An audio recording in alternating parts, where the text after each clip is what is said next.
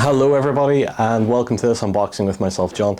In this one we're going to be looking at the Team Yankee BMP-Motor Rifle Battalion for the Warsaw Pact forces. Apparently I have it on fairly good authority that this is my fault. So, and it's my fault because it's a Team Yankee starter box with infantry in it.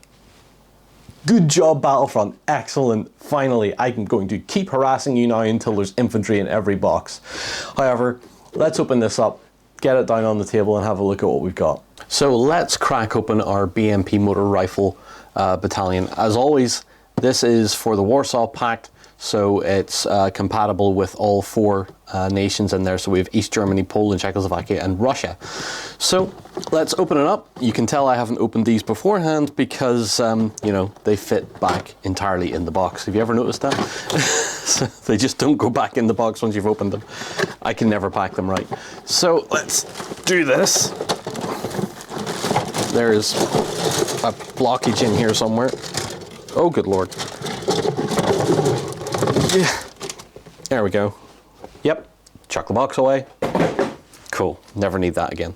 So we have a ton of stuff to look at here, and I'm already getting a few opinions into my head on what I think about all this. So, yeah, chuck all that down, set that there. We have our tank commanders. So we'll look at this first, our start here, because our start here usually has all the instructions in there for everything, including our frog foot, which is good. All the stat cards and everything in there. We have an army list that tells us what we've got, and then we have our where to go to next, so a little bit of terrain, other units that are available there. I see they're showing the T-72, the newer one with the ERA armour on that. That's good. So let's move that to the side. We have our book, which also has the instructions for the frog foot, which in the other box, the T-72 box, the instructions for the aircraft aren't in the start here pamphlet, but they're in a piece of paper in the rulebook. So don't throw that away.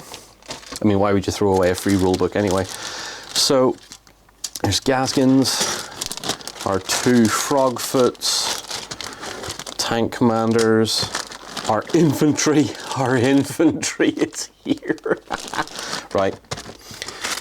Flying bases, infantry bases, and then we have the stat cards.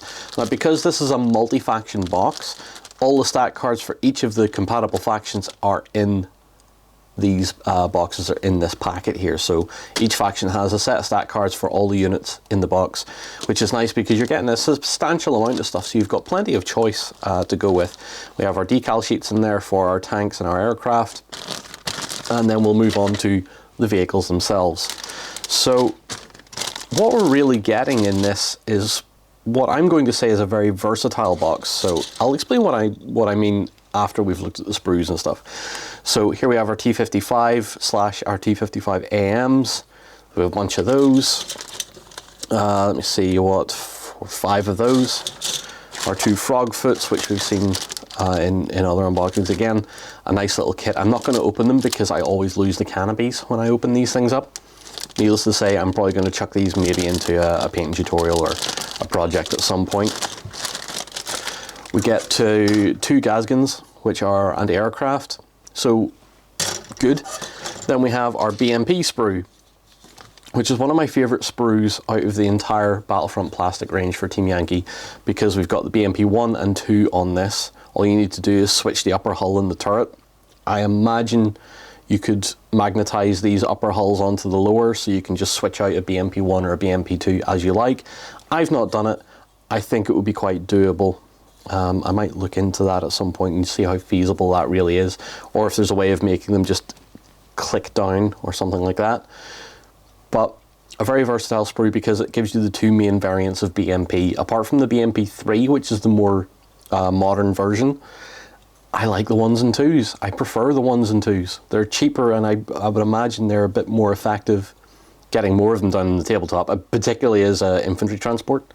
So beyond that, there's no new kit in this box. This is a pull together of stuff that is considered useful, and I really can't complain about it. So yeah, we're going to pull back out, and I'm going to have a chat with you about what this box means to me and what I think this box means for Battlefront moving forward. So there you have it, the contents of this new box, and there are a couple of great things about this, all right? A couple of great things about this and the T-72 box as well. The fact that they have enough stat cards to cover all 4 major factions that they're compatible with, good choice. Infantry in the box, superb choice. But the fact that there's nothing new in here model kit wise, which is fine, absolutely fine. What this does show though is that Battlefront, you guys in the design department and the product department, you guys are capable of making a very good starter box. On top of your 2-player boxes, this is probably the next best box you've made. And the reason for that is it's giving you more of that full sense of what a tabletop war game using this era of stuff should entail. Infantry should be there. Motorized infantry should be a big part of your force, as well as light armour and some air support. The only thing you're really missing is some artillery, but I mean, artillery can always be your next step. I don't necessarily think artillery needs to be in your starter boxes, particularly faction starter boxes. I do think infantry should be in them at all times, really. I have been told that they're thinking of doing a dual starter box, one that's mostly armour, one that's got some infantry and lighter stuff in it. So this, along with the T-72 box, seems to me like a bit of a product experiment to see what would work. Honestly, if you only gave me this and told me that I could buy T-72s as a platoon box, I'd be happy with that, perfectly happy with that. The fact that you're getting everything you need in here to have a better, more full experience of your game system from the one box, in my opinion, is a win-win. Because we as players are getting infantry, light armor, air support. You as a company is able to say, well, now you have that, how about you add some heavy armor into it, bring some of the big guns in now and you can play with that. Bring your tanks, bring your artillery, that sort of thing. Add more infantry as well. It's always a good choice in my opinion. So we'll see if this is the beginning of a new trend. I hope it is. Honestly, if the trend is going to change in any way, I would rather dispense with the tank heavy boxes and go with something that feels a little bit more balanced, a little bit more interesting, because BMPs are cool, T-55s are cool. Your bigger stuff, I think, should be in separate boxes, not necessarily in your starter boxes. However, a 2-player starter box for Team Yankee alongside this gets you a very interesting Eastern Bloc force, in my opinion. You're getting T-80s and then you're getting all this on top of it. It's a no-brainer to me. But anyway, firstly, I'm going to apologise to Battlefront for haranguing you so much about the lack of infantry in boxes. I'm also going to praise you for actually doing it and taking the leap to try it out and see what your player base thinks, what your customers think.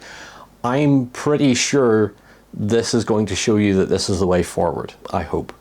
Anyway, guys, thank you so much for watching. Leave your comments down below. Am I right or am I wrong in decisions being made here? Let me know down below. Until next time, take care and see you soon. Go ahead and check out our other content on screen now. And while you're at it, why not hit subscribe and remember to ding our dong. Go on, you know you want to click it. Go on.